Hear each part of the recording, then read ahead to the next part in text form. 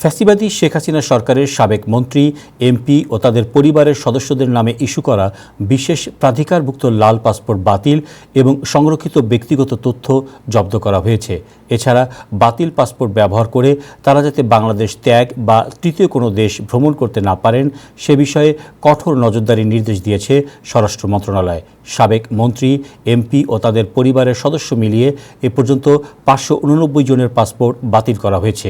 সংশ্লিষ্টরা বলছেন, এই পদক্ষেপের ফলে শেখ হাসিনা সহ ইতিমধ্যে যারা সীমান্ত অতিক্রম করতে সক্ষম হয়েছেন তাদের পক্ষে বিদেশের মাটিতে নির্বিঘ্নে চলাচল করা কঠিন হয়ে পড়বে। এছাড়া হাতে বৈধ পাসপোর্ট বা স্বীকৃত ভ্রমণ দলিল না থাকায় বন্ধ হবে রাজনৈতিক আশ্রয়ের পথ।